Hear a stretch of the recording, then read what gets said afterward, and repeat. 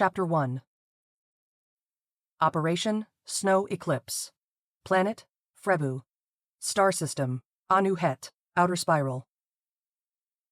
Agent Lilline Renault ignored the shadow slinking along the ice cave wall. She tore a strip off the dead guide's hyperchromium snow jacket and threw it onto the fledgling fire. Blood-stained fabric snapped and crackled, struggling to ignite. "I know you're there," she said, huddling close to the orange flames. The blaster holster at her hip shifted as she knelt deeper to tend the kindling. Hot fabric sizzled and popped. Jagged shafts flashed into existence in the fissure sheltering her from the storm. Lilline gazed at the fire's reflections. Narrow spindles danced in rhythmic patterns on the glacial ice. Whatever she'd seen a moment earlier had vanished. "Yuck!" she coughed, the stench of volatile chemicals singeing her nostrils. As if in riposte to the human intrusion, the cavern sent her voice bouncing back. At least the smell of burning fabric wasn't as nauseating as the stink of the Dendari guide's entrails.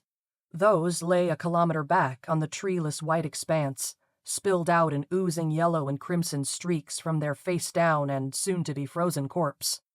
The hairy bipedal species native to Frebu thought her an easy mark, a foolish academic with no idea of the dangers that accompanied the illicit smuggling of rare gems and minerals. Her wrist-action blade had told the fanged and bulbous-eyed opportunist otherwise, penetrating all 3 layers of protective clothing to gut its furry hide in a single swipe. Lilline had left the guide naked, sprawled out like a blemish on white skin. She'd stopped a short distance uphill in the snowy void to view the scene. Under the shadow of Frebu's towering glacier, staring at the mess of blood and organs, a line of verse had bubbled up. She'd tweaked and refined it on the march to the temporary shelter until it fit into a poetic box. A chef in the kitchen, bowl of stew too heavy, across a white-tiled floor. See them teeter, totter, slip, slip, slip, splash and slide, crash and bang. It spills underbelly. "Total crap," she said, and tossed another strip of the jacket into the flames. Shadows cast on the rippling ice grew as the fabric caught. Nothing besides the fire's reflection danced in a steady rhythm, yet she knew that the lurker remained in the cave, unseen. Call it occupational intuition or a human sixth sense.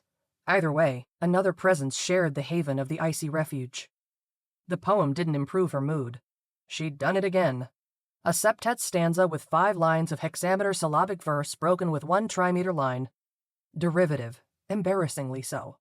A classic parody of Den Shi. All her poems sounded like Den Shi. The editors who sent rejections said it. The friends she read them to said it. "You need to find your voice," her peers in the poetry group repeated ad nauseum. "Let go. You're trying so hard it shows." Of course she was trying, and how dare they? It's not like they'd found their poetic voices. Those amateurs spouted out trite musings while hiding behind flashy meter and rhyme.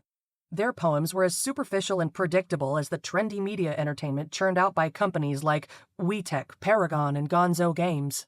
Fast-paced distractions that dazzled audiences for a season, maybe 2, before slipping away to be forgotten when the next shiny and amusing diversion whet customers' appetites. Every galactic cycle, an industry broadcast, game, or book of poems had a meteoric rise in popularity that passed like a shooting star's brief but attention-turning flash in the night sky. How many people could recite a poem by any of those whose names and faces were streamed on tech boards and projected through the commercial channels and public spaces in the galactic commons? So her poetry sounded like Den Shi. Weren't you supposed to emulate the greats when learning the craft? None rivaled the degree of worship attained by the contemporary master of words. Den Shi, that anonymous poet whose populist verse tantalized the eyes and ears of billions going on 40 cycles. The one literary star that fell from the sky of fame and fortune without losing poetic brilliance. A voice to emulate indeed. "Your time will come, Lily," Granny Kissy told her again and again. Lilline wasn't sure. She was starting to... Movement on the cavern wall drew her eyes. The rogue shadow reappeared among the flickering reflections of firelight. The poetic self-critique would have to wait. With performed nonchalance, Lilline tore more strips off the jacket and added one to the flames. It ignited, the warm glow sending a wave of heat over her cold cheeks and lips. She lifted an arm and covered her nose as toxic smoke belched from the fire. "I don't know who you are," she said, between hacking. "But I imagine you must be as screwed as me out here tonight."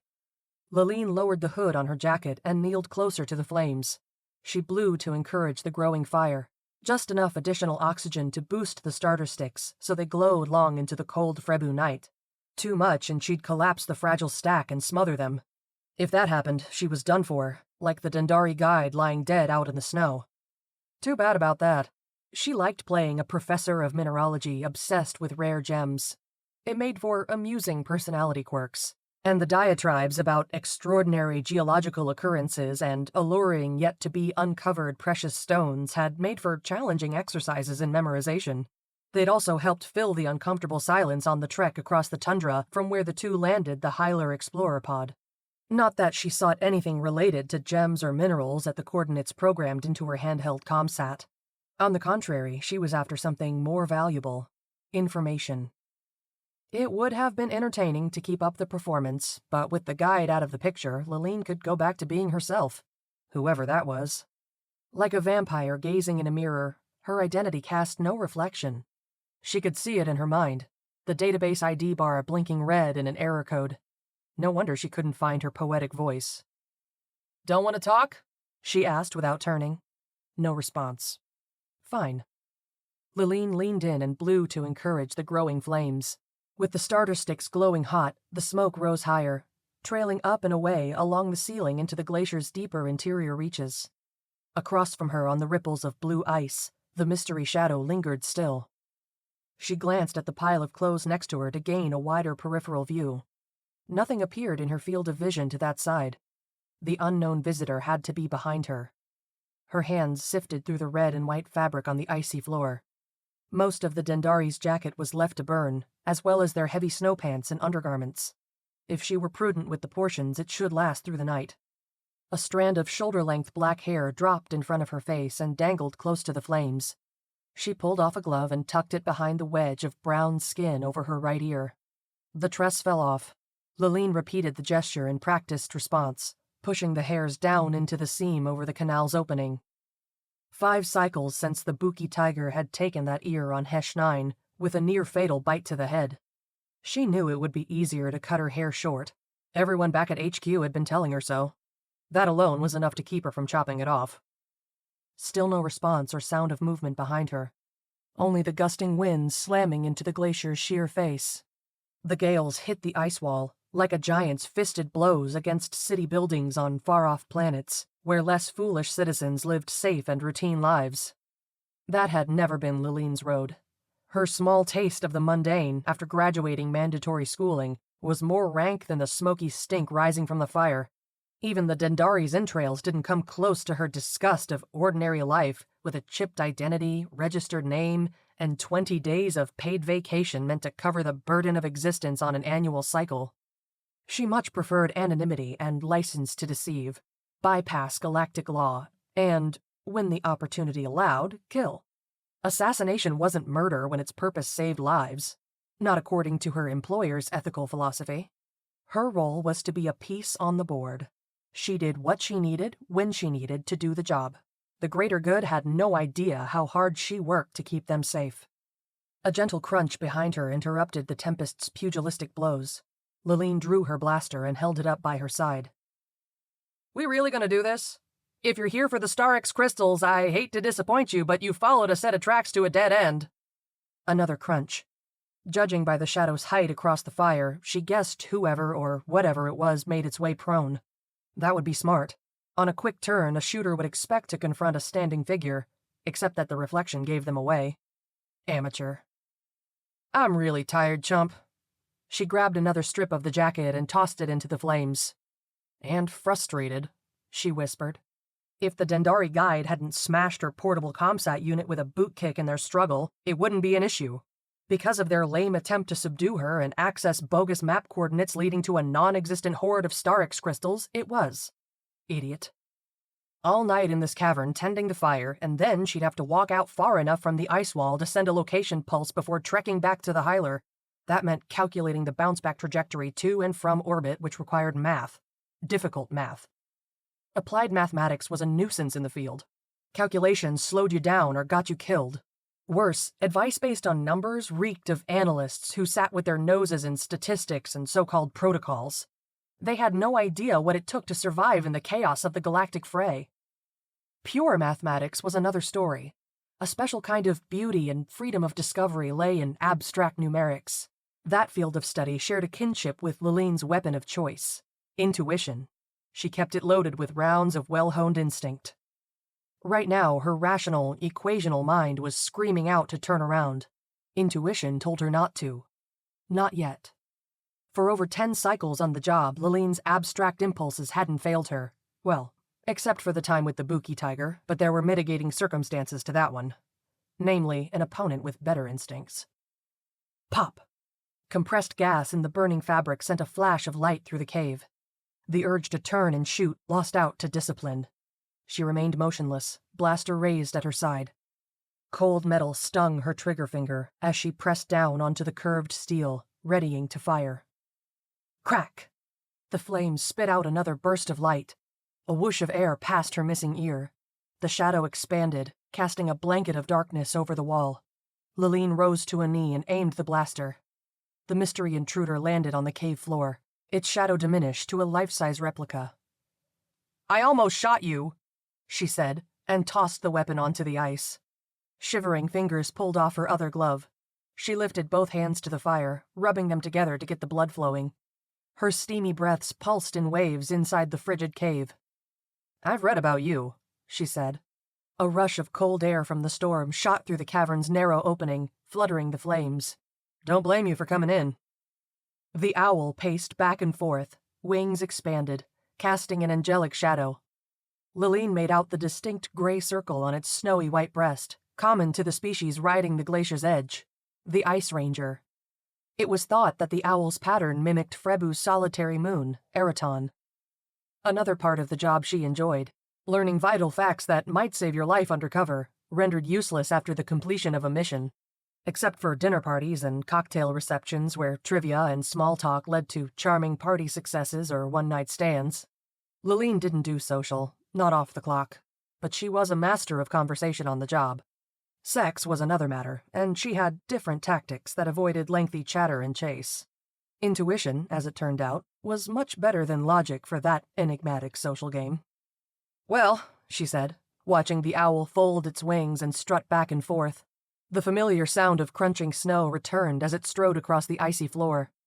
"If you're willing to share a fire with a secret agent who can't find her poetic voice, be my guest." Lilline threw what was left of the Dendari's jacket into the flames. Screw it. She lay back on the cave floor. Plumes of smoke rose to the ceiling as the large swath caught fire, casting firelight onto blue ripples. Her brown eyes followed the spiraling streams as they bounced off the ice and snaked deeper into the cavern. Where the narrow interior passage led, she didn't intend to find out. There were creatures more dangerous and deadly than a Buki tiger in Frebu's glacial labyrinths. She'd ride out the night here in relative safety at the cavern's entrance and get back to the Hyler at dawn. Without remote navigation equipment or visible tracks after the night's storms blew the snowy tundra clean, it wouldn't be easy. It never was. In her 12 cycles as a field agent, she'd never completed a mission without at least one hiccup. That didn't matter, not tonight nor tomorrow morning. Her priority was to send out a signal at first light. HQ didn't appreciate radio silence. The information she sought eluded her, yet again. With no Dendari guide and the comsat crushed and broken, her chances of reaching the coordinates marking the source of the signals were near impossible. Not to mention the risk of injuring herself in a solo climb up the glacier that might leave her immobilized and stranded. Dendaris were experts at Arctic climbing. Their bulbous eyes contained a natural layer of enhanced UV filters that gave them specialized vision for spotting soft and hard snow and ice. That, along with centuries of knowledge on how to read Frebu's mercurial weather patterns, made them essential for exploration in its remote polar regions. She shifted an arm onto her belly. Fingertips stung with cold as they came to rest on the silver belt buckle containing her emergency backup pulsar. The crude piece of equipment afforded her no more than a general ping to a satellite connecting to U-2SS orbiting along Frebu's equator. That hub networked to the Anu Het system mainframe and channeled back to a GAM-OPs substation 4 star systems away. The pulse wasn't a rescue call, only a still alive update and track me please if you can. Out here, with the planetary angle at the southern pole, even that possibility was doubtful. She ran her fingertips over the buckle's edge and stared at the reflections of firelight on the cavern ceiling. Lying on the hard floor, her soft and steady caress of steel sanded the edges of the howling gales pounding the glacier. It was the same rhythmic motion she used to calm Hiko. Light cycles away, and part of what felt like another lifetime, the cunning feline she'd befriended outside her Domus unit on Tavi Prime had taken no time at all to warm to her. Lilline pictured the knock-cat's yellow eyes glittering between flashes of red and blue air traffic lights on the wet pavement in the alley. Standing in her pajamas, plate in one hand and utensil in the other per usual dinner routine, she'd coaxed him closer with bits of her quick meal. It had taken less than a week to have him on her lap and enjoying the same ebb and flow strokes she ran over the buckle at her waist. As much as she preferred petting Hiko's silky coat to stroking cold steel, seeing the knock-cat meant she was off the clock. Nothing was worse than being grounded. Out in the field, she had action and excitement, frustration and obstacles to overcome, the allure of disguise and the rush of danger. Most important of all, it offered poetic inspiration. Life on Tavi Prime entailed sedentary work at HQ. That consisted of administrative tortures and nagging superiors. Her Domus unit provided neither retreat nor refuge, only a mirror's empty reflection, amplified to a silent scream. Unless she turned up with some intel worth sharing soon on Operation Snow Eclipse, she'd be back to quick meals and snuggle time with Hiko. 4 expeditions to out-of-the-way star systems seeking answers. So far, a mysterious rise in radio wave frequencies on remote planets had yielded nothing solid. She'd insisted on Frebu to her superiors as the last possibility. Her evidence was a thin pulse, a final thread in a trail of fraying links based more on conjecture than hard proof. Call it half desperation to succeed and half a desire to avoid being grounded, but she had a hunch. That wasn't something that Loudon, her boss back at HQ, liked to bet on. And this time the Kismet knife twisted deeper. Fate was going all in to convince her this was a wild goose chase. Lilline lifted her hand from the belt buckle and splayed her arm out next to her, fingers finding the handle of her blaster. She took the weapon in her grip, the cold metal of the trigger reintroducing itself to her index finger. Maybe she was following a false lead. Loudon was itching for an excuse to sentence her to a boring, run-of-the-mill GAM-OPs post somewhere in the labyrinthine sublevels of headquarters on Tavi Prime. Ordinary wasn't an option. A desk job? Lilline would rather walk into a Frebu whiteout than return empty-handed on this one and face down that future. Despite what the chorus of naysayers at HQ declared, something was happening across the galactic commons. Lilline had been in the spy business long enough to know when something was worth the push and the pursuit. If she was proud of one thing, it was her tenacity. She'd gotten that in her hereditary line from the most famous agent ever to grace the stage in the espionage game of galactic cat and mouse. For over 10 cycles, Lilline had carried the familial torch well. Not anywhere near the legendary status of her Granny Kissy, but enough to become the go-to operative for top priority missions. Younger recruits might be quicker and stronger than her these days, but she was relentless. That made the wins, when they came, more substantial and satisfying, and memorable. Uncovering imminent danger to humanity and solving the puzzle of how to stop it was what built the reputation of GAM-OPs. For hundreds of cycles, the covert organization had kept the commons running with civility, avoiding innumerable threats and disasters. GAM-OPs had lived up to its acronym, a galactic agency maintaining order, peace, and security for a diverse range of species across hundreds of star systems.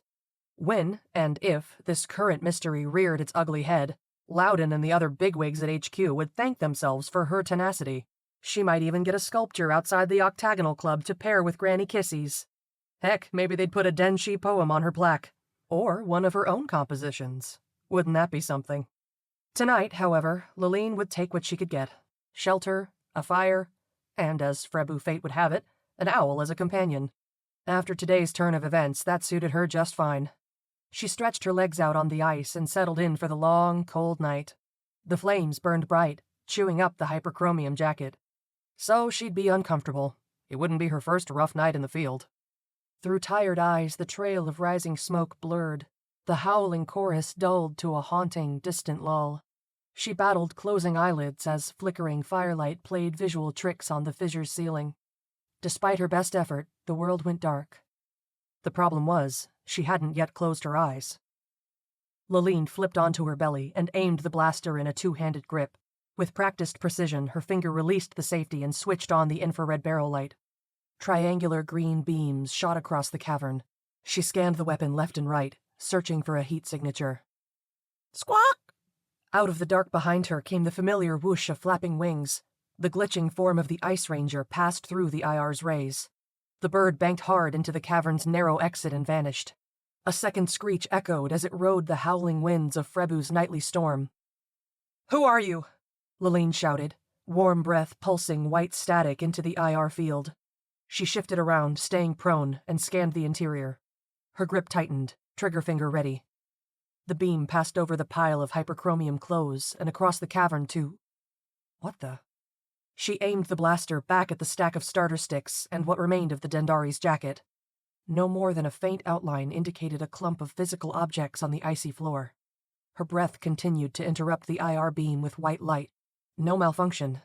The blaster's scope was working, but the fire was out and left no traces of residual heat. "Not good," she whispered. "Is it chemical? Or worse, radiation?" The slow creep of fear sent a chill up her spine. Training took over. With disciplined cycles of inhalations and exhalations, she steadied her breathing. To wield her favorite weapon, she needed clarity and calm. The pounding in her chest softened. Lilline narrowed her eyes and stared down the barrel of the blaster. "You're mine, and when I—" A sound pricked up her ears. Underneath the gale's mighty blows pelting the glacier, a humming rose. Vibrations rattled her stomach, thighs, and toes inside her snowsuit and boots. Deep and low, a sonorous presence lurked. Lilline lowered her head to the frosty surface. She ignored the burning cold of ice against her skin where the Buki tiger had taken the earlobe, and listened. "It's coming in waves." The anomaly rose and fell, like a pulse. She wouldn't call it mechanical, but it didn't sound like anything natural either. The odd thing was, she felt it as much as she heard it.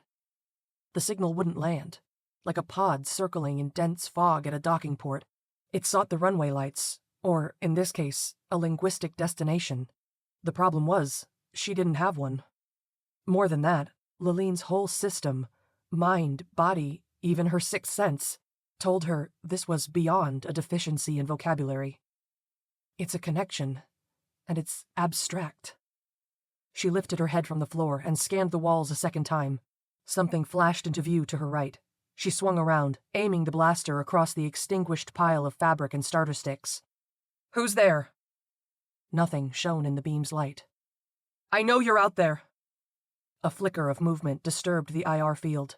She directed the weapon at it and caught sight of a long, thin shadow before it vanished. The vibration in the ice grew intense, rattling her as if a mild electric shock ran through her body. She searched the walls in vain. "Show yourself," she said. With a crunch, her ears popped. Her skin pulled against flesh and bone. Streams of vertical cracks appeared in the blue ice, like a 360-degree mirror shattering. A symphony of buckling echoes bounced through the cavern. Oh no. Inward pressure squeezed her organs and muscles. She gasped for breath. Her heart thumped like a giant drum, sending an alarm pounding through her body. The blaster dropped from her hands. Her skull screamed with pain. The cave began to fade from view. Boom! A flash of light turned everything white. In the momentary blindness, she felt the pressure release. Lilline coughed and gulped in breaths, lying flat on her belly. Her ears picked up the crackling of the fire. She confirmed it, burning steadily through blurry vision a few feet to her side. Nothing other than the howling gales outside competed with the sound of the flames. Instinct, her primary weapon, made its long-anticipated entrance. That mysterious human awareness stepped up and tapped on her psychic shoulder. "Look up," it said. Even prone, Lilline's stomach dropped. Something was on the ceiling. She weighed options in the time frame of a single heartbeat. Stay still or dash for the entrance. The latter would be the logical thing to do.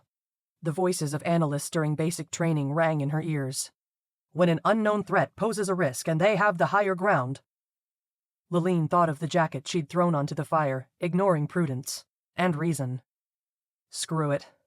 She grabbed the blaster, rolled over, and aimed up at the fissure. Her instinct had been right. And wrong. Something was there, but it wasn't on the ceiling. It was in it.